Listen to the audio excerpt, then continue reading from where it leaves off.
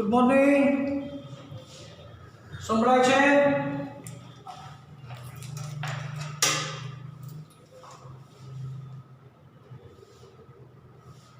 છેલ્લે ગયા લેક્ચરમાં આપણે ચેપ્ટર 10 ની અંદર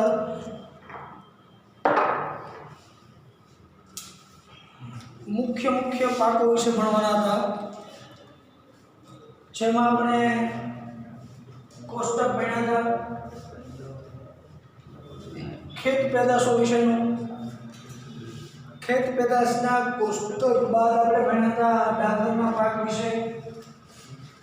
તો ડાંગરનો પ્રશ્ન આપણે ફેસબુકમાં આપ્યો નહોતો, ડાંગરના પાક વિશે નોંધ લખો, એવો પ્રશ્ન આજે આપણે આપવાના છે. એટલે સળંગ આજે 2-3 પ્રશ્નો થશે જે તમારે ફેસબુકમાં લખવાના રહેશે. ઓકે, તો એમાં પેલું કોષ્ટક પણ ફેસબુકમાં મેં આની પહેલાંના લેક્ચરમાં કીધું હતું, લખી નાખજો, બરાબર. તો આજે આપણે મુખ્ય ધાન્ય પાકોમાં ડાંગર પછી ઘઉંના પાક વિશે અભ્યાસ કરવાનો છે. તો ડાંગર એ ભારત દેશનો અતિ મહત્વનો ધાન્ય પાક ગણાય છે. જેમ કે વિશ્વની મોટાભાગની વસ્તી અને ભારતની લગભગ અડધી વસ્તી ખોરાક તરીકે ચોખા મતલબ ભાતનો ઉપયોગ કરે છે.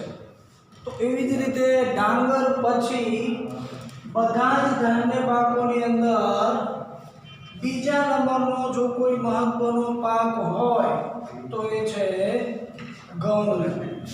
ઘઉં એ બધા ધાન્ય પાકોની અંદર બીજા નંબરનો અતિ મહત્વનો પાક ગણાય છે. જેમ વાવેતરમાં ડાંગરમાં કુલ વાવેતર વિસ્તારના ચોથા ભાગ પર ડાંગરની ખેતી થતી હતી, એમ કુલ વાવેતર વિસ્તારના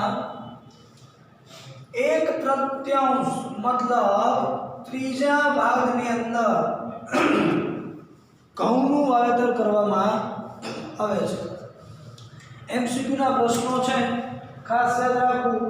1/3 ખેત ભૂમિ પર ઘઉંનું વાવેતર કરવામાં આવે છે. એટલે કુલ વાવેતર વિસ્તારના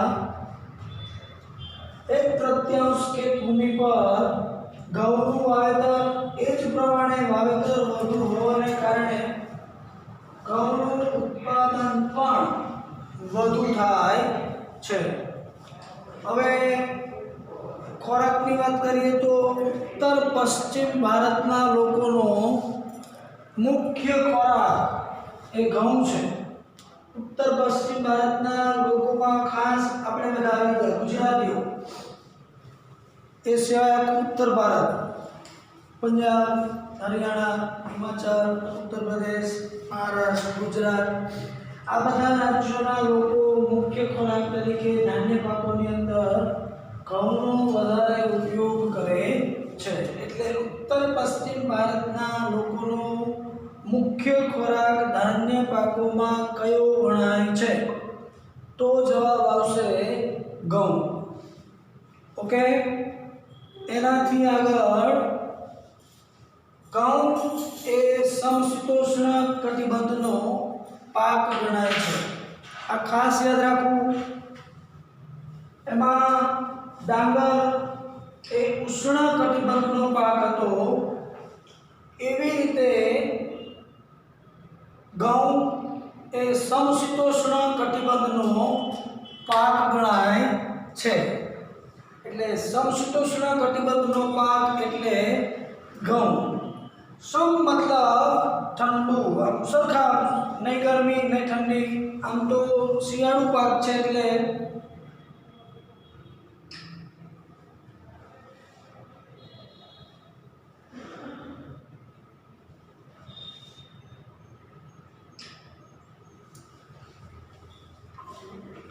રવિ પાક મતલબ શિયાળુ પાક મતલબ રવિ પાક.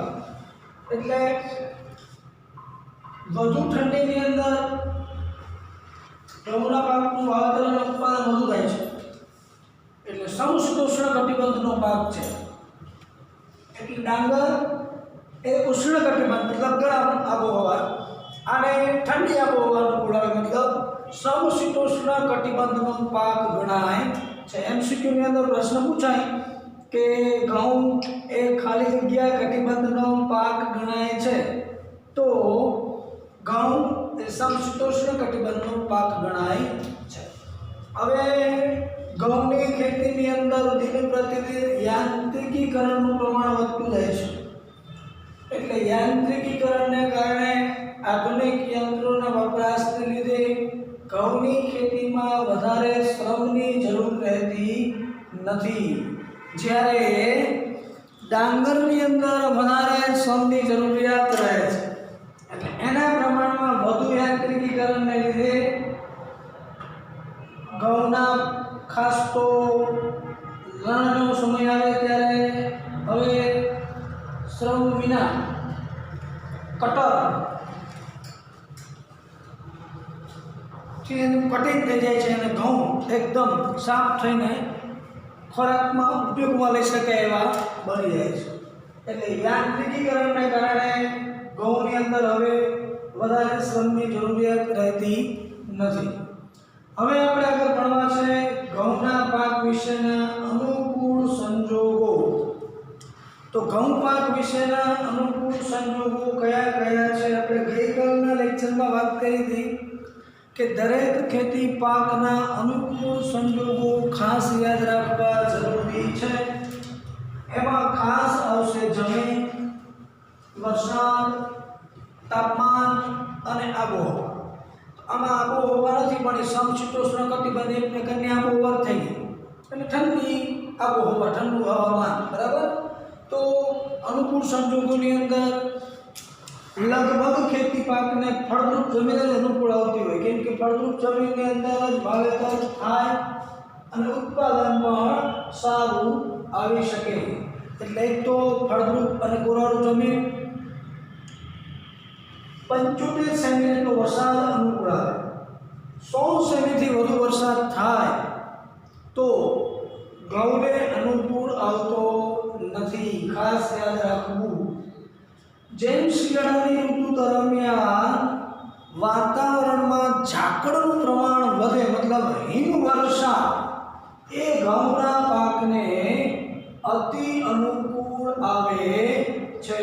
એટલે તો ઉત્તર ભારતમાં ઘઉંનું વાવેતર અને ઉત્પાદન વધુ થાય છે.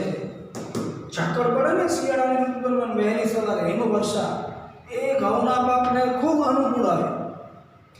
એટલે 75 સેમી જેટલો વરસાદ એને અનુકૂળ આવે છે હિમવર્ષાનો. પછી અતિ વરસાદ થઈ જાય 100 સેમીથી વધુ વરસાદ તો એ ઘઉંના પાકને અનુકૂળ આવતો નથી. એનાથી આગળ સિંચાઈની મદદથી પણ ઘઉં ઉગાડી શકાય છે. આપણે ગુજરાત રાજ્યની અંદર મોટે ભાગે ભાલ પ્રદેશને બાદ કરો એટલે શિયાળાની ઋતુ દરમિયાન સિંચાઈની મદદથી જ ઘઉંને ઉગાડવામાં આવે છે. જ્યાં સિંચાઈની સગવડતા છે ત્યાં ઘઉંના પાકનું વાવેતર અને ઉત્પાદન સારા એવા પ્રમાણમાં થાય છે. એટલે સિંચાઈની મદદથી ઘઉંનો પાક લઈ શકાય છે. હવે એક MCQનો પ્રશ્ન છે ખાસ. કૃષિ ક્ષેત્રે હરિયાળી ક્રાંતિ આવી લગભગ 1977 બાદ એટલે 80 બાદ. તો છેલ્લા 20-25 વર્ષની અંદર હરિયાળી ક્રાંતિ આવ્યા બાદ ઘઉંનું ઉત્પાદન લગભગ 2 ગણું થઈ ગયું, મતલબ બમણું થઈ ગયું છે. કયા પાકનું ઉત્પાદન હરિયાળી ક્રાંતિ બાદ બમણું થયું છે? તો જવાબ આવશે ઘઉં. અથવા તો હરિયાળી ક્રાંતિ પછી ઘઉંનું ઉત્પાદન ખાલી જગ્યા ઘણું થયું છે તો બમણું અથવા તો 2 ગણું થયું છે. મતલબ હરિયાળી ક્રાંતિ આવ્યા પછી હાઇબ્રિડ બિયારણ, રાસાયણિક ખાતરો, જંતુનાશક દવાઓ, યાંત્રિકીકરણ વગેરેના કારણે ઉત્પાદનમાં 2 થી 4 ગણો વધારો થયો, જેને આપણે ગ્રીન રિવોલ્યુશનના નામથી ઓળખીએ છીએ. મતલબ હરિયાળી ક્રાંતિ.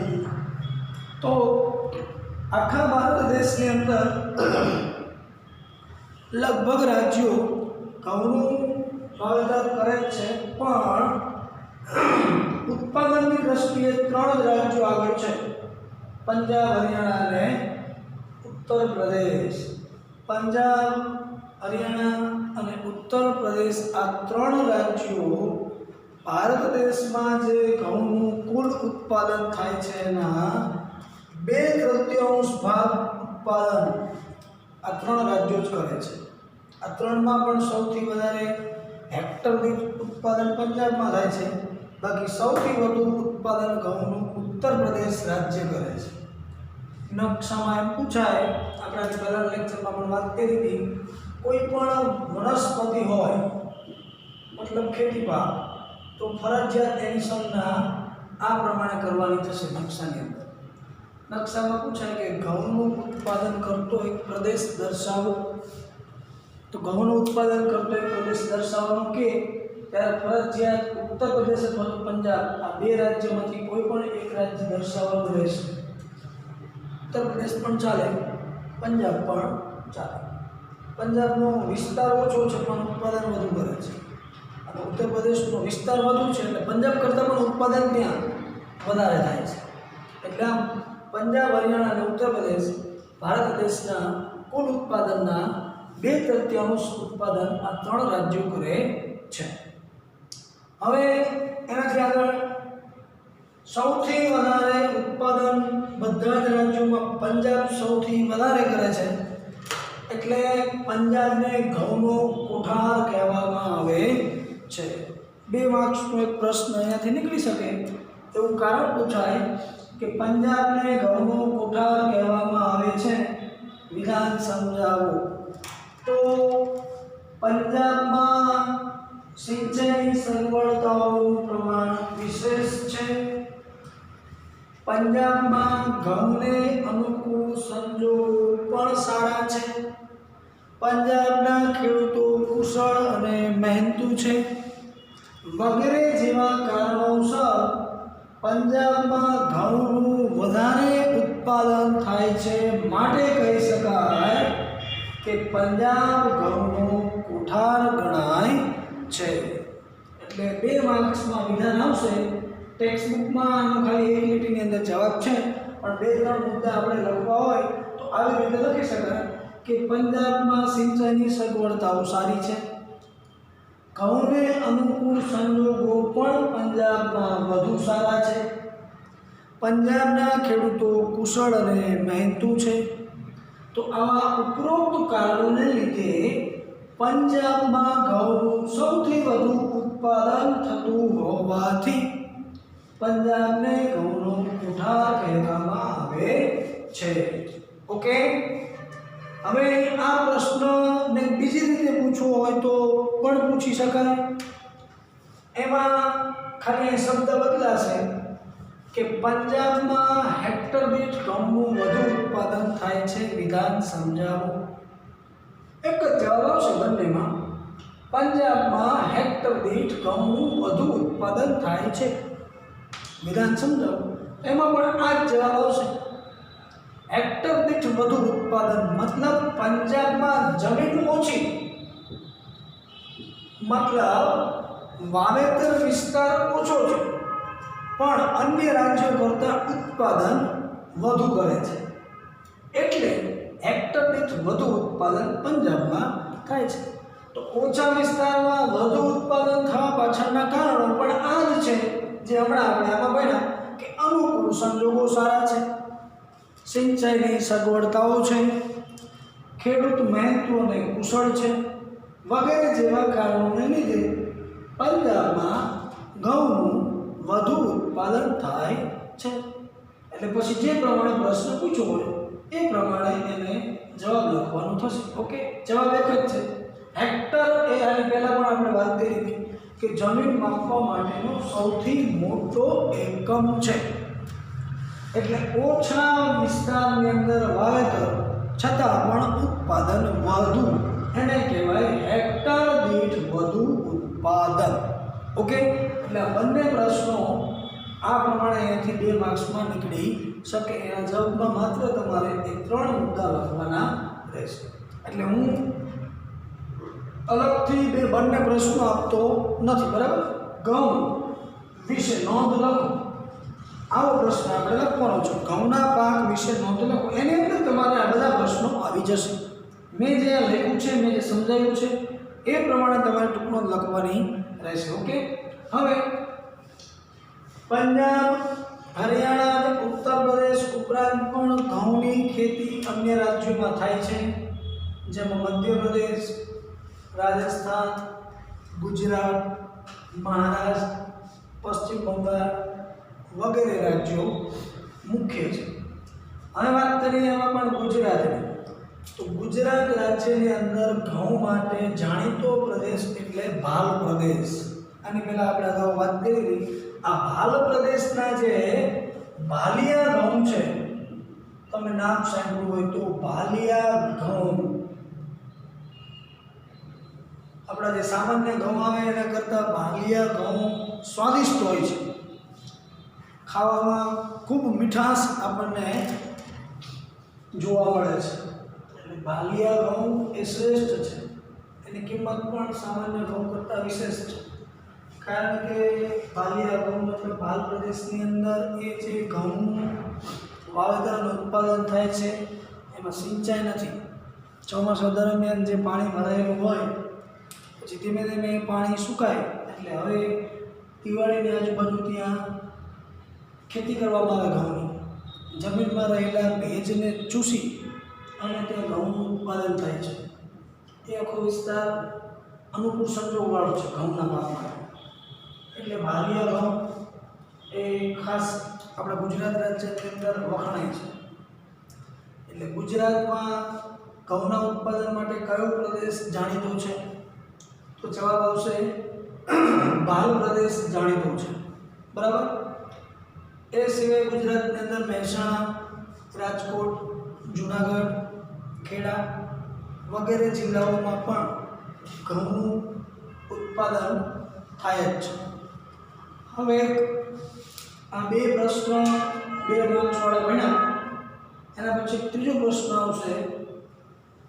ઘઉં એ અનાજનો રાજા ગણાય છે, વિધાન સમજાવો.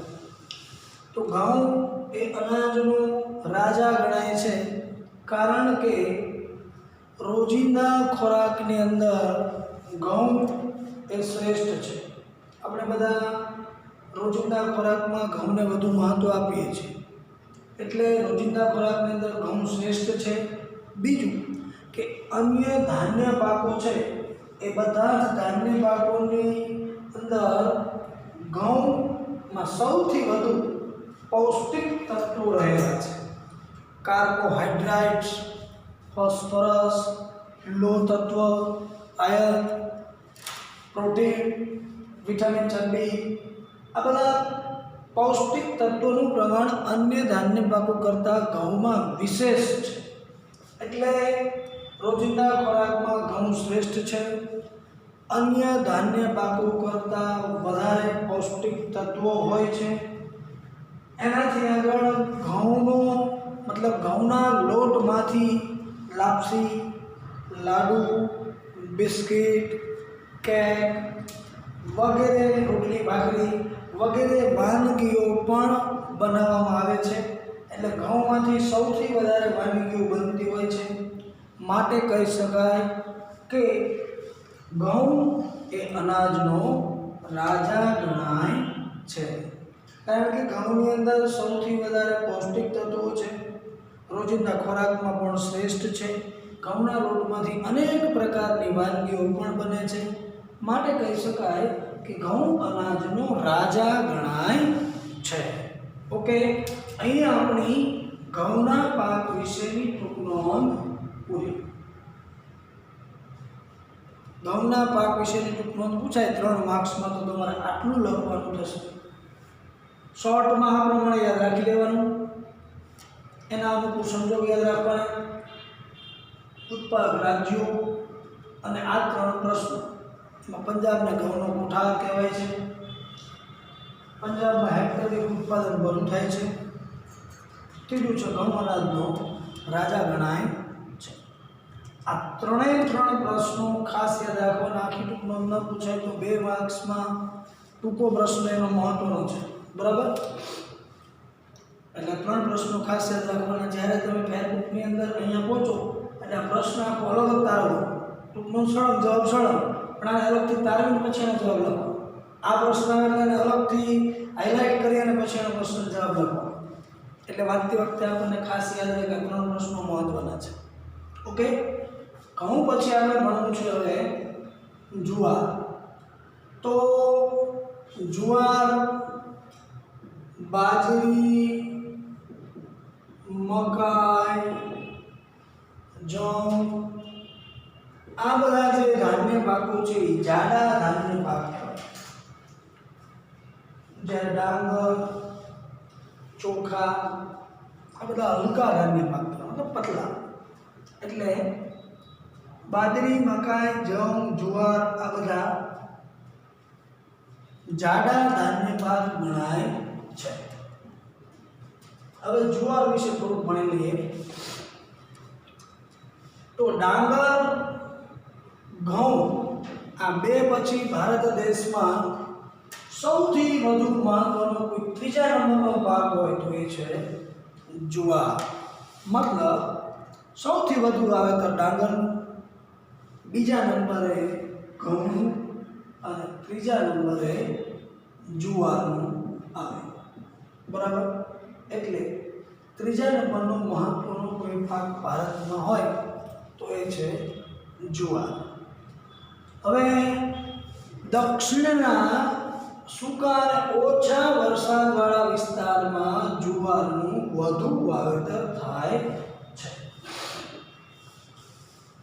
ખાસ દક્ષિણનો જે વિસ્તાર છે, પશ્ચિમ દક્ષિણનો જે વિસ્તાર, એમાં સૂકા પ્રદેશો અથવા તો ખૂબ ઓછો વરસાદ પડતો હોય એવા ઓછા વરસાદવાળા વિસ્તારની અંદર જુવારનો પાક ઉગાડવામાં આવે છે. વધુ વરસાદ એને અનુકૂળ આવતો નથી. વધુ વરસાદમાં જુવારનો પાક બળી જાય. એટલે સૂકા અને ઓછા વરસાદવાળા વિસ્તારમાં જુવારનું વાવેતર અને ઉત્પાદન વધુ થાય છે. બરાબર? હવે ઘઉં હતો એ રવિ પાક, સમશીતોષ્ણ મતલબ રવિ પાક. ડાંગર બનાતા એ ઉષ્ણકટિબંધ મતલબ ખરીફ પાક હતો. જ્યારે જુવાર એ ખરીફ અને રવિ બંને પાક છે. ખરીફ મતલબ ચોમાસું, રવિ મતલબ શિયાળો. એટલે વરસાદની ઋતુમાં પણ જુવારનું વાવેતર થાય તો એને ખરીફ કહેવાય. સિંચાઈની મદદથી એને શિયાળામાં પણ ઉગાડવામાં આવે એટલે એને રવિ કહેવાય.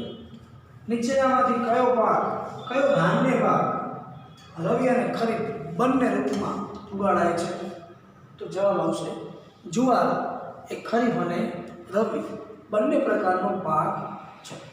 હવે આપણે એના અનુકૂળ સંજોગો ગણી લઈએ.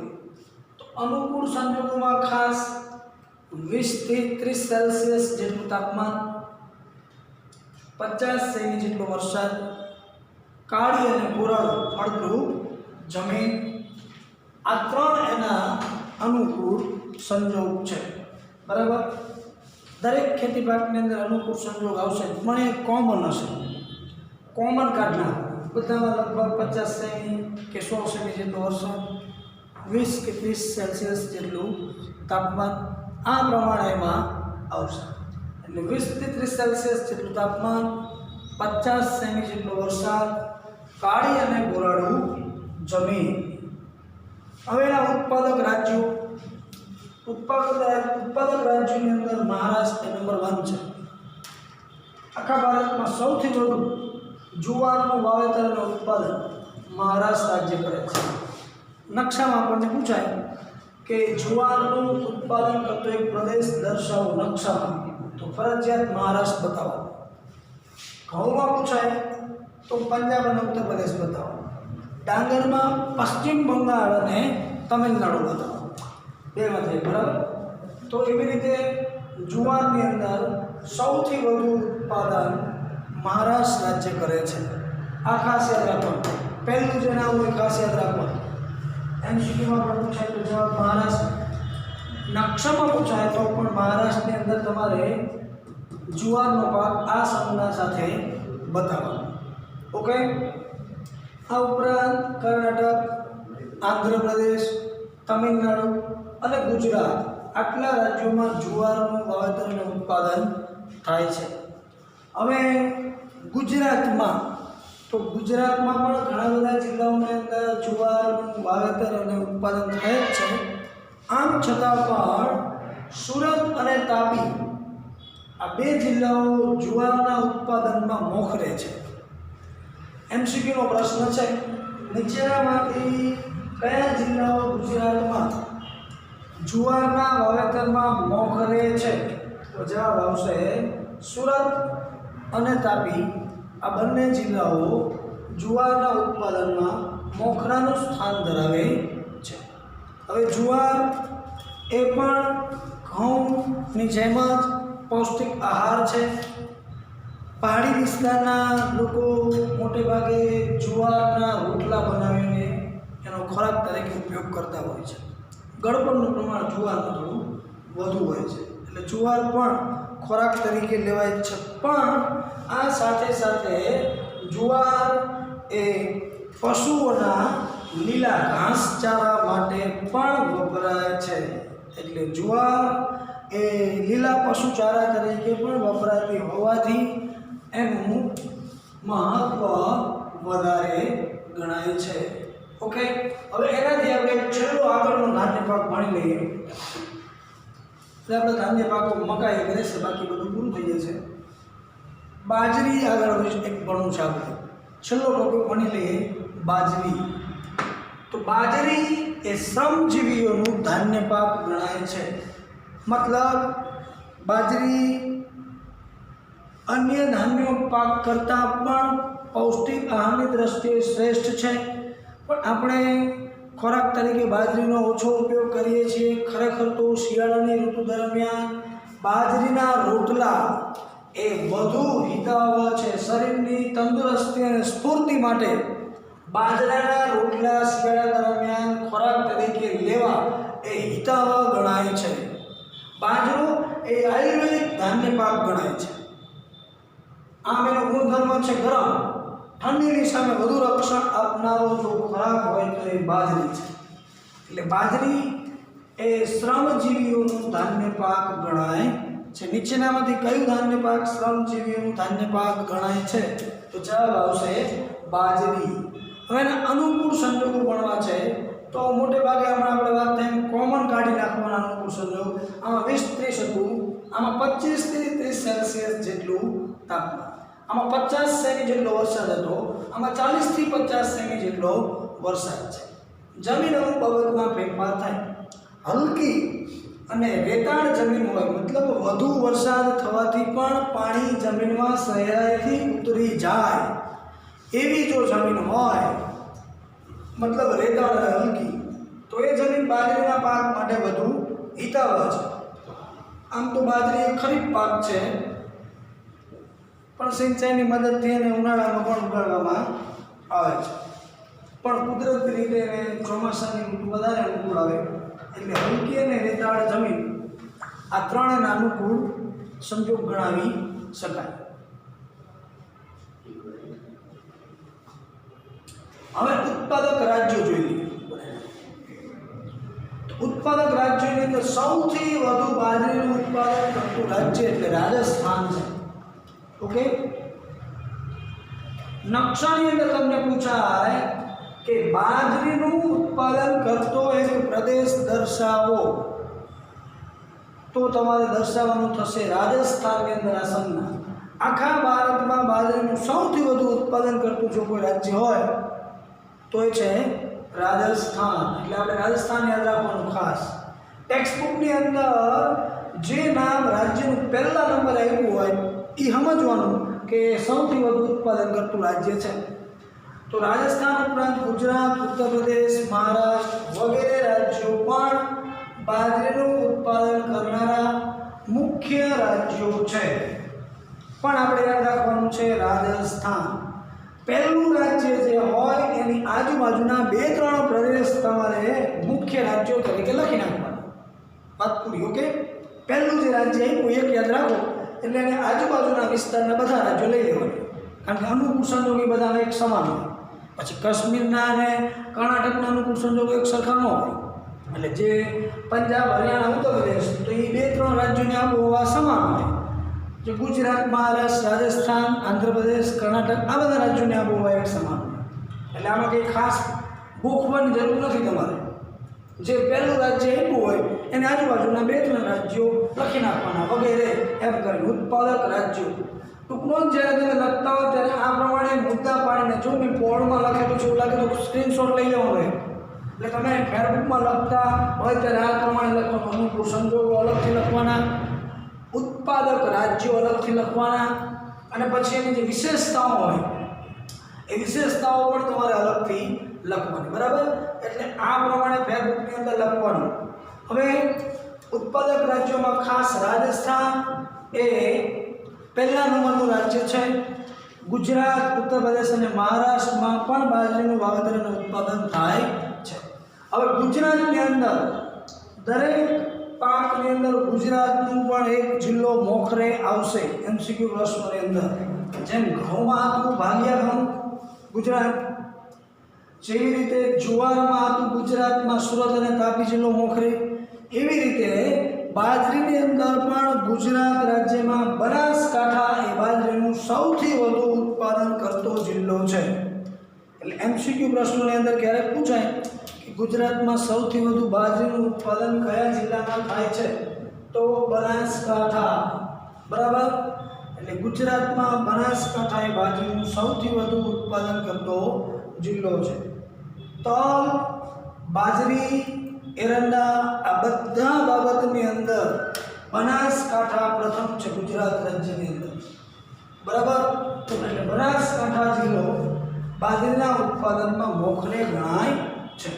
આ પ્રમાણે ફેરબુકની અંદર પ્રશ્નના જવાબ તમારે લખવાના રહેશે. તો ફેરબુકની અંદર આપણે ડાંગરનો પ્રશ્ન નહોતો આપ્યો, એ આગળ લખી નાખવાનો. ડાંગરના પાક વિશે નોંધ લખો. પછી ઘઉં, જુવાર અને બાજરી આ બધા ખેતી પાકો વિશે આપણે આજના અનુભવમાં લખવાનું રહેશે.